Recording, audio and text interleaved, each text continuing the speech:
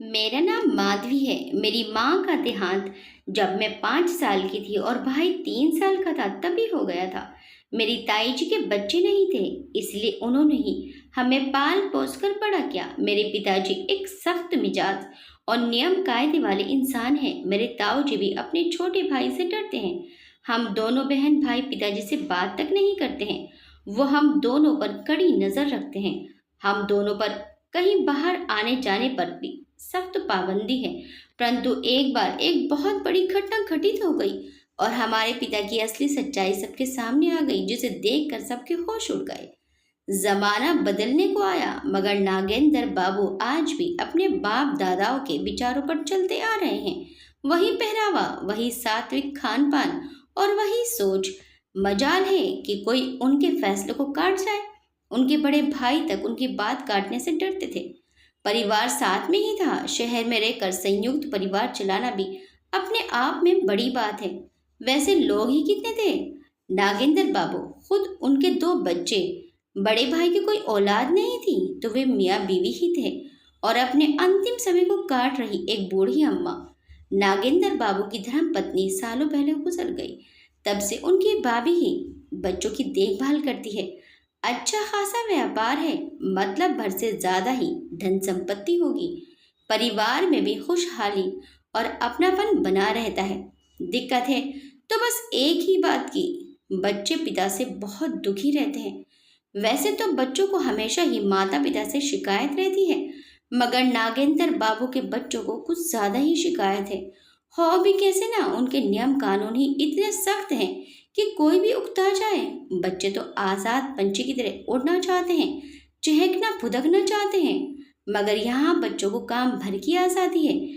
चाहे पढ़ ले आ जाए, मगर दोनों बच्चों को शाम होने के बाद घर से बाहर रहने की मंजूरी नहीं मिलती। नागेंद्र बाबू ने बेटे और बेटी में भेदभाव नहीं रखा। इस मामले में दोनों के लिए एक जैसे ही नियम कानून है। माधवी राघव से 3 साल बड़ी है। राघव 12वीं में है और माधवी बीए पार्ट 2 में पढ़ती है। घर से कॉलेज, स्कूल और स्कूल से सीधा घर, और कहीं रुके तो खैर नहीं। बेटा बिगड़ न जाए इस डर से सख्ती, और बेटी के लिए तो जानते ही हैं कितने डर भरे पड़े हैं समाज में। ऊपर से ये कमबख्त माधवी है भी तो इतनी सुंदर, कोई देख ले तो नजरें फेविकोल सी हो जाती हैं, चेहरे से हटने का नाम ही नहीं लेती। जब कभी ताई नजर उतारते हुए कहती हैं, कितनी सुंदर है रे मेरी बिटिया, तब लंबी सी आह भरकर माधवी जवाब देती है, अब आजादी बेच के सुंदरता लिए हैं, फिर कमी कैसे करते भगवान। कभी कभी सोचते हैं सुंदरता थोड़ी कम होती, बस आजादी थोड़ी ज्यादा मिल जाती। ताई के पास इसका कोई जवाब ना होता। कभी कभार तो वो अपने पति से कह भी देती, देवर जी ये ठीक नहीं करते बच्चों के साथ।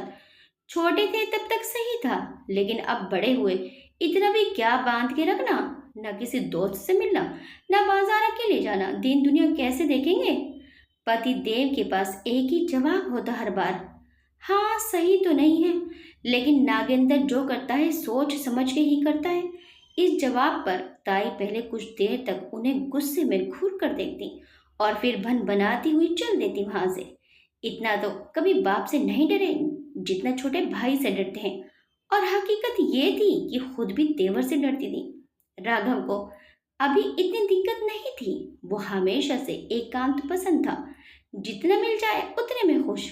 वैसे भी उसे तो भारी पड़ने जाना था, और बाहर कौन सा पिताजी साथ साथ जाएंगे। असल दिक्कत माधवी को थी।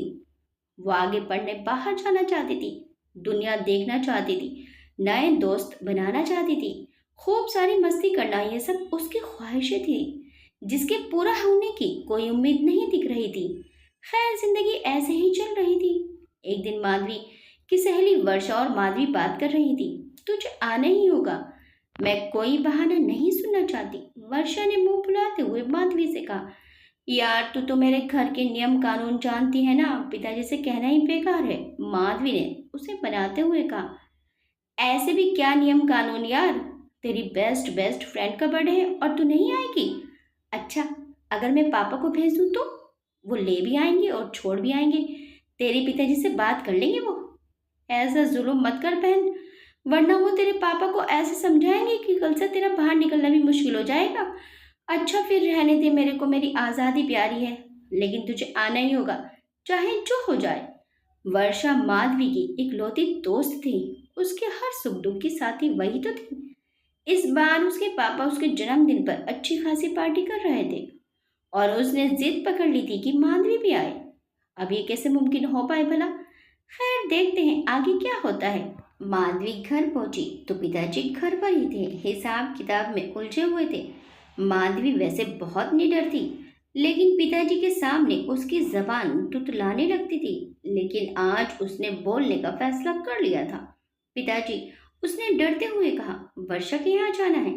पिताजी ने लैपटॉप पर नजर गड़ाए हुए पूछा और उधर माधवी चौंक गई। वो कुछ बोलती उससे पहले ही पिताजी बोले।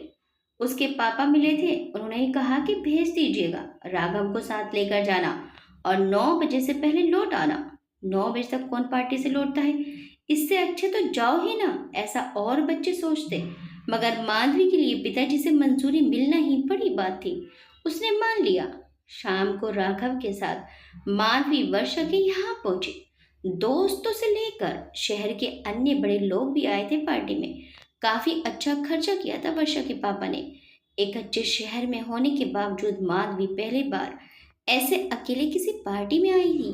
पिताजी के साथ भी कहीं जाना नहीं चाहती थी, क्योंकि जितना वक्त वो पार्टी में रहती, पिताजी दोनों बच्चों पर नजर बनाए रहते। आज की पार्टी में उसने खूब इंजॉय किया। इधर राघव को कोई खास फर्क नहीं पड़ रहा था। वो यहाँ भी एक कोने में बैठा अपने मोबाइल में व्यस्त था। 9 बजते ही उसने एक दो बार माधवी को टोका तो सही, मगर उसने बिल्कुल ध्यान नहीं दिया। राघव हार कर फिर से अपनी जगह आ गया। माधवी को होश तब आई जब राघव ने बताया कि पिताजी 4 बार फोन कर चुके हैं, 11 बजने वाले थे। हालांकि पार्टी का रंग तो अभी जमना शुरू ही हुआ था, लेकिन पार्टी और माधवी के बीच पिताजी आ चुके थे, इसलिए उसे ना चाहते हुए भी जाना पड़ा। नागेंद्र बाबू कभी भी अपने बच्चों को डांटते नहीं थे। उनकी तीखी नजर ही बहुत थी। वह ऐसे शांत हो जाते थे जैसे बड़े तूफान से पहले प्रकृति शांत हो जाती है। आज भी ऐसे ही हुआ। वो बच्चों के आने से पहले ही भैया भाभी के सामने बोल चुके थे और अब भाभी माधवी तक उनकी बात पहुंचाने वाली थी। माधवी इसके लिए पहले ही तैयार थी। हमेशा की तरह वही बातें कि माहौल बहुत खराब है, जितनी आज़ादी दो उतना फायदा उठाते हैं, ये कोई टाइम है घर से बाहर रहने का। माधवी हमेशा की तरह सारी बातें सुनती रही, लेकिन उसे कुछ फर्क नहीं पड़ा। आज वो अपनी अलग ही दुनिया में थी।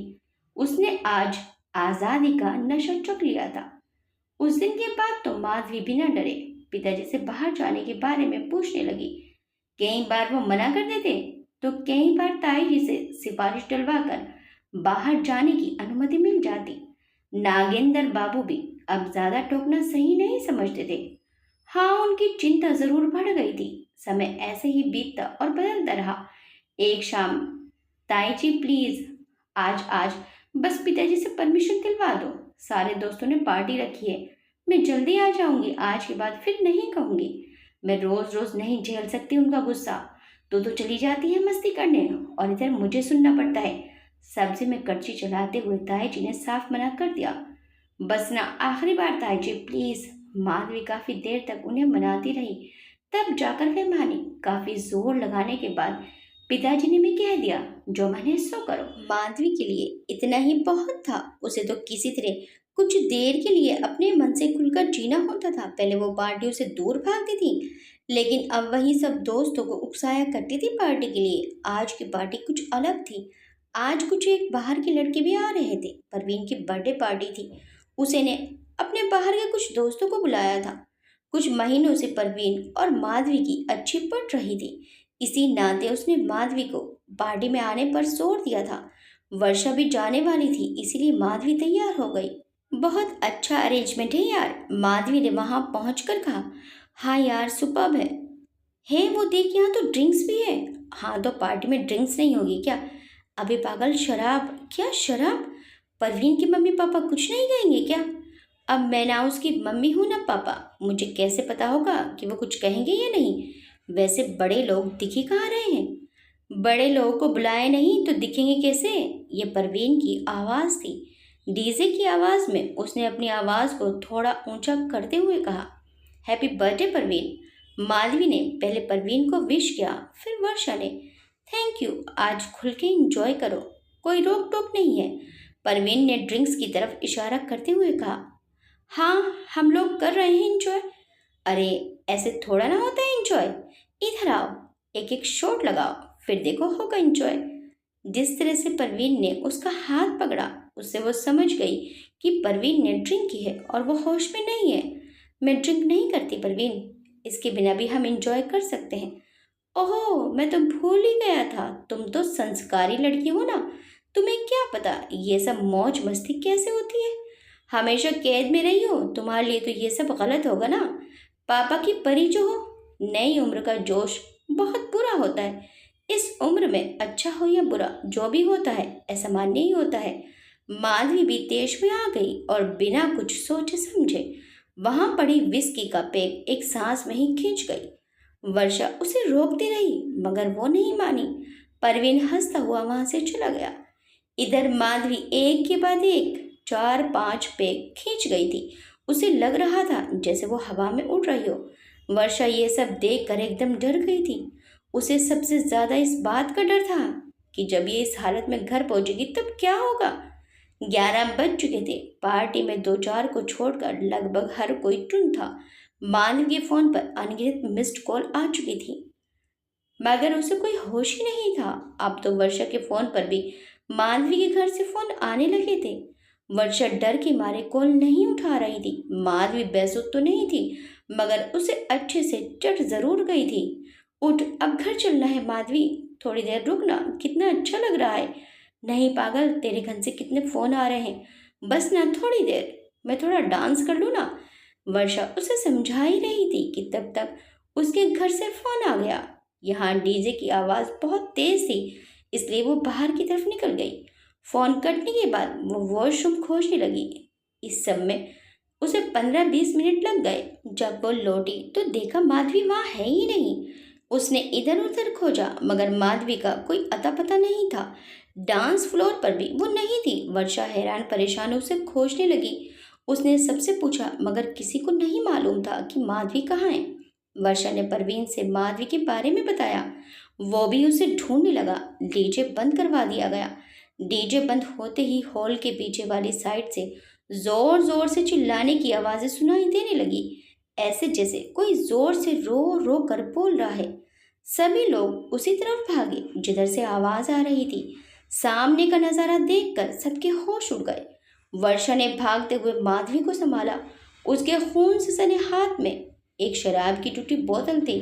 सामने 2 लड़के अधमरी हालत में पड़े थे। एक के सर से खून बह रहा था तो दूसरे के पेट से। माधवी लड़खड़ाते कदमों के साथ चहलकदमी कर रही थी। वो रो रही थी लेकिन उसके बावजूद बोले जा रही थी। तुम लोगों की वजह से मेरी जैसी लड़कियां खुली हवा में सांस लेने के लिए तरस जाती हैं। तुम जैसों के डर से मन के कपड़े नहीं पहन सकते, मन का घूम नहीं सकते, अकेले बाहर नहीं जा सकते, सब तुम जैसे गिद्धों की वजह से। मैं अपने पिताजी को गलत मानती रही लेकिन वो या उनके जैसे बाप क्या करें जब उन्हें पता हो कि तुम जैसे भेड़िए बाहर घात लगाए बैठे हैं।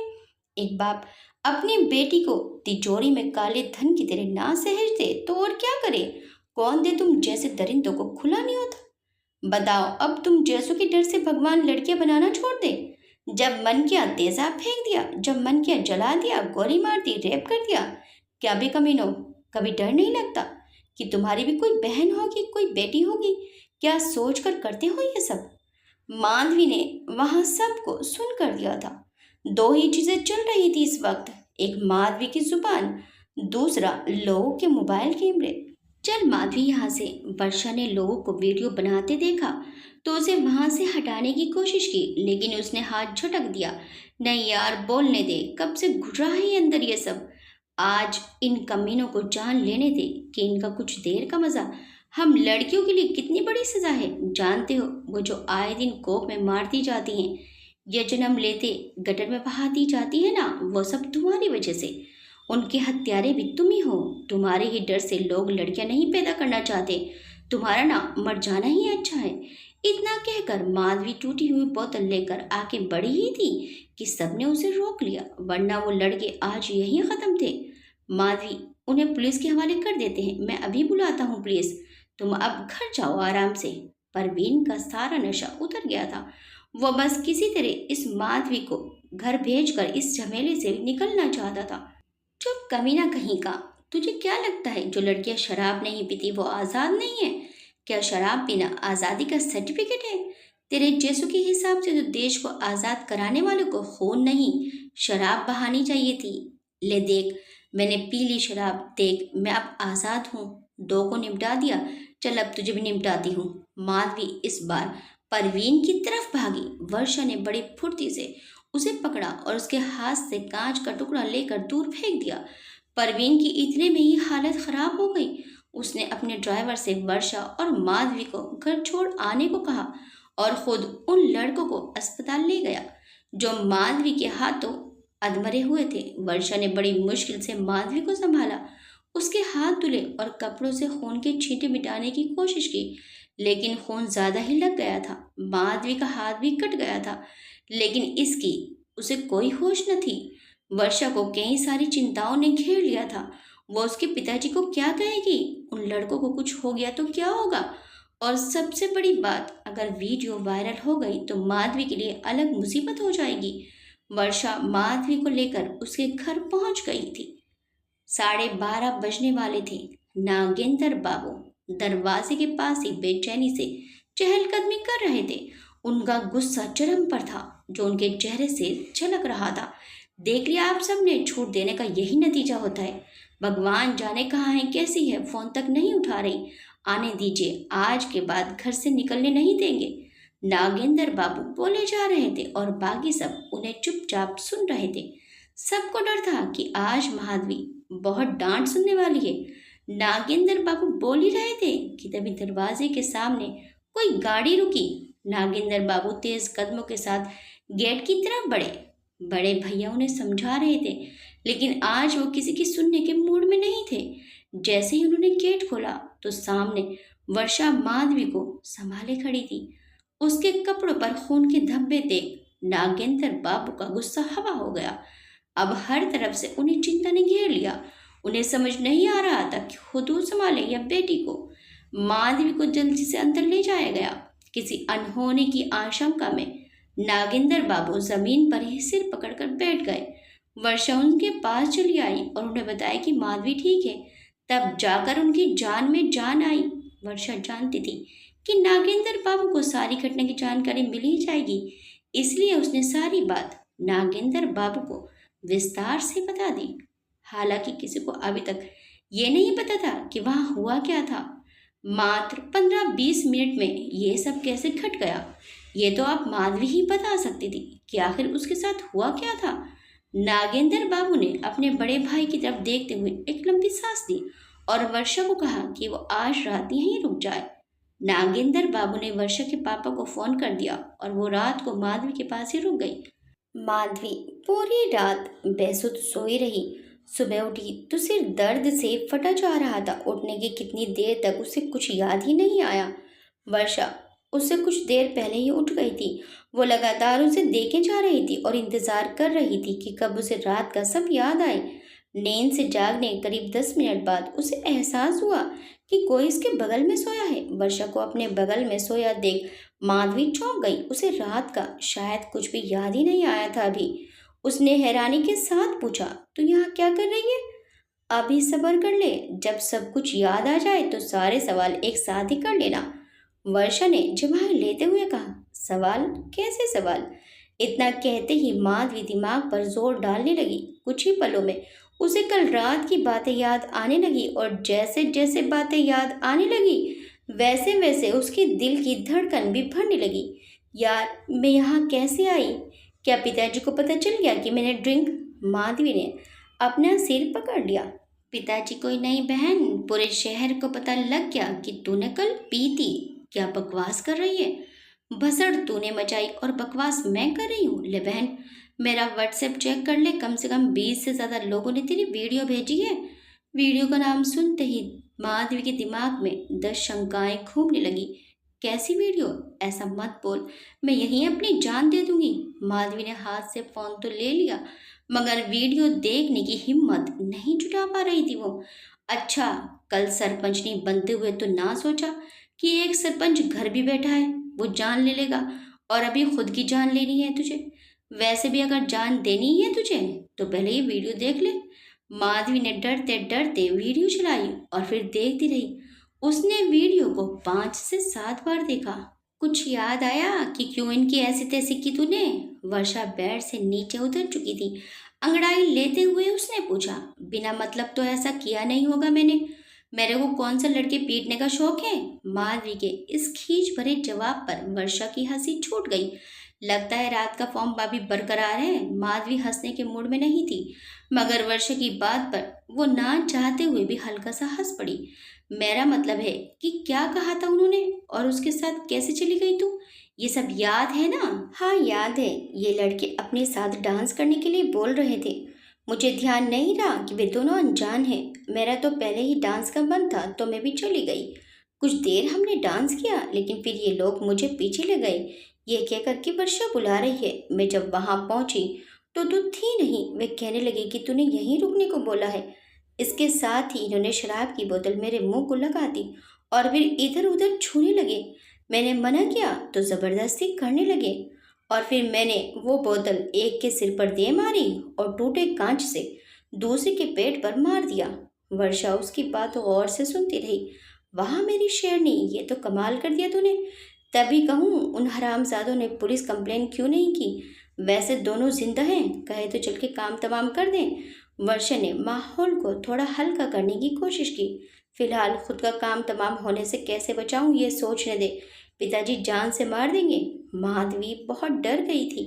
कुछ नहीं होगा, वो समझ जाएंगे। अब चल तू बाहर। नहीं यार, उन्हें फेस करने की हिम्मत नहीं है मुझ में। बहुत बड़ी गलती कर गई मैं।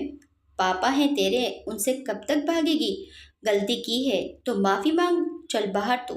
वर्षा के बार बार कहने पर माधवी मान गई। वैसे कल नशे में ही सही, मगर मस्त बोली थी तू। लड़के तेरी फैन हो गई है। क्या मस्त यार, शराब ने सब गुड़ गोबर कर दिया। यही बात ऐसे बोली होती तो सब समझते। मैं खुद अपने आप पर प्राउड फील करती, मगर अभी तो शर्म से गड़ी जा रही हूँ। अब जो हो गया सो हो गया। कम से कम तुझे ये तो पता चला कि अच्छा क्या है और बुरा क्या। अब चल बाहर। इतना कहकर वर्षा उसे बाहर ले गई। बाहर नागेंद्र बाबू अखबार सामने खोलकर किसी और ही सोच में डूबे हुए थे। माधवी डरते हुए उनके सामने खड़ी हो गई। उन्होंने उसे देखा और बोले, ठीक हो? जी। माधवी इतना ही बोल पाई। हाथ डॉक्टर को दिखा लाओ, कहीं गहरा जख्म ना हो। पिताजी के कहने के बाद माधवी का ध्यान अपने हाथ पर गया, वरना अभी तक उसे पता ही नहीं था कि कल रात उसका हाथ भी कटा था। नहीं, गहरा नहीं है, ठीक हो जाएगा। डॉक्टर ना बनो ज्यादा, जो कह रहे हैं कर लो, या कसम खा लिए हमारी बात ना मानने की। नागेंद्र बाबू का गुस्सा देख माधवी फिर से सिहर गई। जी, जा रही हूँ। माधवी जाने लगी तो नागेंद्र बाबू ने पीछे से आवाज दी, सुनो, सही बताओ, ठीक हो ना? इतना कहते हुए उनकी आंखें नमी और चेहरा भय से भर गया। जी पिताजी, एकदम ठीक है। माधवी डॉक्टर के पास चली गई। जख्म सच में गहरा था। स्टिच लगा के डॉक्टर ने पट्टी कर दी। उसकी दबंग छवि वाली वीडियो पूरे शहर में फैल चुकी थी। हर जगह से मिली जुली प्रतिक्रिया थी। कोई तारीफ कर रहा था तो किसके लिए माधवी ने बेशर्मी की हद पार कर दी थी। लड़कों ने पुलिस केस नहीं किया। उन्हें समझा दिया गया था कि अगर केस उल्टा पड़ा तो उनकी और मरम्मत हो जाएगी। परवीन ने कई दफा माफी मांगी। माधवी ने माफ कर दिया उसे, लेकिन खुद को माफ न कर पाई। उसने जो किया उस पर उसे अफसोस नहीं था। उसे अफसोस था बहकावे में आकर शराब पीने का। उस दिन से पिताजी माधवी से बिल्कुल बात नहीं कर रहे थे। आज 12 दिन बीत गए थे। माधवी अब खुद ही कहीं बाहर नहीं जाती थी। कॉलेज से घर और घर से कॉलेज। कॉलेज में भी सिर्फ पढ़ाई पर ही ध्यान देती थी।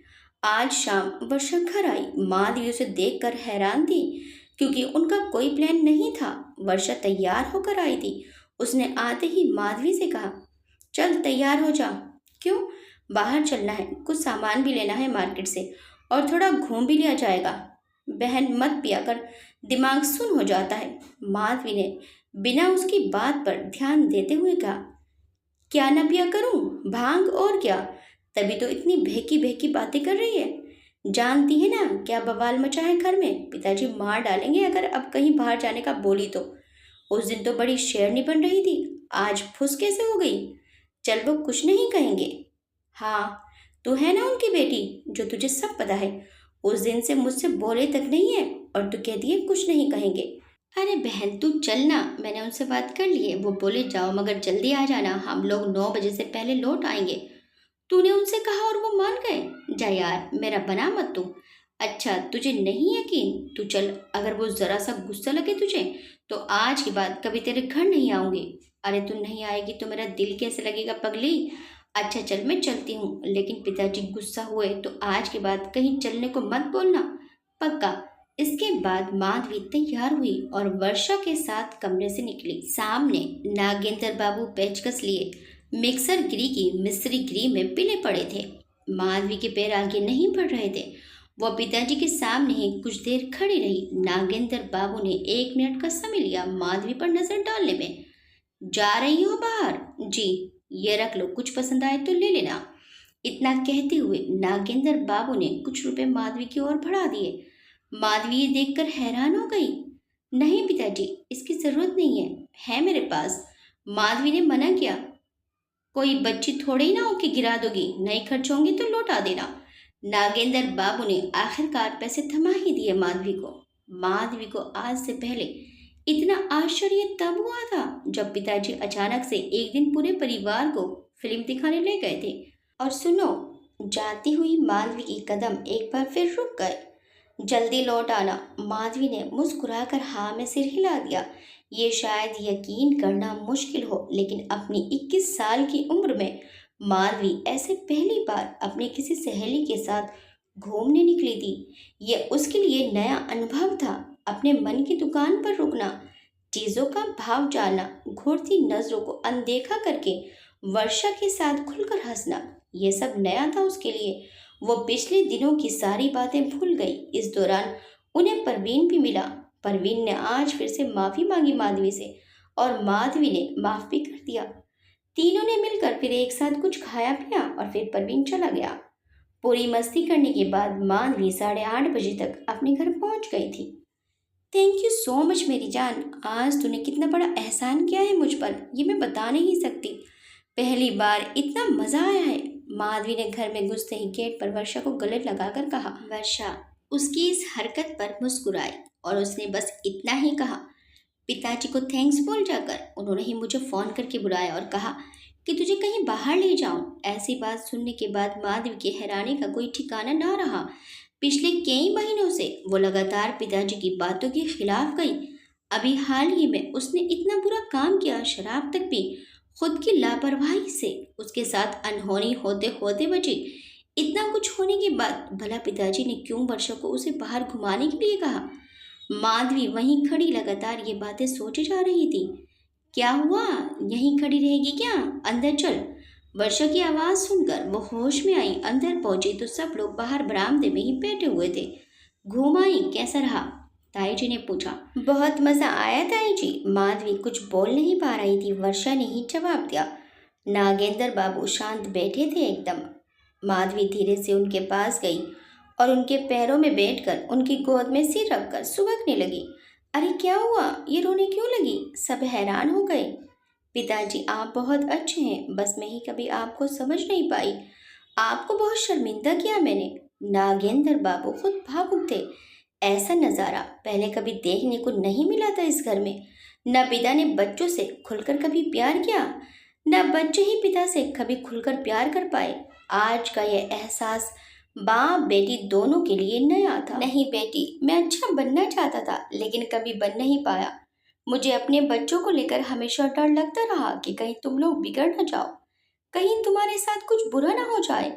एक बाप खुद को सारी उम्र बहुत मजबूत, निडर और साहसी दिखाता है अपने बच्चों के सामने, मगर असल में वो हमेशा डरा रहता है। खासकर तब तो और जब उसकी कोई बेटी हो, वह हमेशा उसे बुरी नजरों से बचाकर रखना चाहता है। मैंने भी ऐसे ही किया, लेकिन मैं ये बात भूलता चला गया कि मैं तुम लोगों के लिए अच्छा करने के नाम पर तुम्हारी आज़ादी छीन रहा हूँ। उस दिन जो भी हुआ वो तुम्हारी नहीं, मेरी गलती थी। अगर मैंने तुम्हें पहले दुनिया देखने दी होती तो तुम्हें सही गलत का पता होता। वर्षा भी उस दिन तुम्हारे साथ थी, लेकिन उसने शराब नहीं पी क्योंकि उसके पापा ने उसे हमेशा आज़ाद रखा। उस पर अंकुश नहीं लगाया, इसलिए ये जानती है कि क्या गलत है और क्या सही। मुझे उस दिन समझ आया कि मैंने तुम्हारी दुनिया इतनी समेट दी है कि तुम सही गलत में अंतर ही नहीं जान पाई। नागेंद्र बाबू आज अपने मन की हर बात कह देना चाहते थे। वहां हर किसी की आंख रो रही थी। ऐसा नहीं कि मैं नाराज था तुमसे, इसलिए इतने दिन मैंने तुमसे बात नहीं की, बल्कि मैं शर्मिंदा था। मुझे ये डर सताने लगा था कि कहीं तुम खुद में ना घुटती रहो। यही सोचकर मैंने वर्षा से कहा कि तुम्हें बाहर ले जाए। अगर लोग बुरे हैं तो भला उनकी बुराई की सजा हम बेटियों को क्यों दें? बेटियां खुद इतनी सक्षम हो जाएं कि अपना बचाव खुद कर सकें। उस दिन मुझे गर्व हुआ तुम पर ये देखकर कि तुम अपना बचाव कर सकती हो। अब तुम पर कोई रोक टोक नहीं होगी बेटी। अपनी समझ के हिसाब से जो सही लगे वो करो। यकीन है मुझे कि कभी कुछ ऐसा नहीं करोगी जिससे मैं फिर एक बार खुद को गलत समझने लगूं। माधवी कुछ कहने की हालत में नहीं थी। उसकी आंखों से आंसू बह रहे थे। वो बस पिता के उस स्नेह को महसूस करती रही जो आज से पहले उसके सामने नहीं आया था। क्या मैं भी गिटार सीख सकता हूँ? शाम को होती है क्लास, 7 से 9 बजे तक। माधवी के लिए बट रहे प्यार में से राघव ने भी अपना हिस्सा लेने की सोची। उसकी बात सुनकर सभी हंस दिए। नहीं, तुम बस पढ़ाई पर ध्यान दो, अगले साल कॉलेज में जाना तब सीख लेना। राघव ने मुंह लटका लिया और सब एक बार फिर से हंस लगे। ये भी इस घर में पहली बार ही हो रहा था कि एक साथ सभी की हंसी गूंज रही थी। हर माता पिता अपने बच्चों पर अंकुश इसलिए नहीं लगाते कि उन्हें अपने बच्चों पर भरोसा नहीं है, बल्कि इसलिए बच्चों पर अंकुश लगाते हैं कि वो अपने बच्चों को गलत नजरों और गलत लोगों से बचाना चाहते हैं। परंतु ये बात बच्चों को समझ नहीं आती और वे अपने माता पिता के प्रेम को ही अपना दुश्मन मानने लगते हैं। वक्त आने पर सबको अपने मन की करने की आज़ादी मिल ही जाती है। पर्दे के पीछे क्या है, ये जानने की उत्सुकता सिर्फ पर्दा हटने तक ही होती है। माधवी के पिताजी ने अब माधवी के आगे से भी पर्दा हटा दिया था। आसमान उसके लिए खुला था, क्योंकि उसके लिए अब क्या अच्छा है और क्या बुरा है ये वो समझ गई थी। नागेंद्र बाबू का अपने बच्चों के साथ इतनी सख्ती से पेश आना आपकी नज़र में सही है या गलत? आपके नागेंद्र बाबू के बारे में क्या विचार हैं, हमें कमेंट करके ज़रूर बताइएगा। वीडियो अच्छी लगी तो वीडियो को लाइक शेयर सब्सक्राइब करना मत भूलिएगा। मिलते हैं नेक्स्ट टाइम एक अच्छी सी कहानी के साथ। Till then bye bye.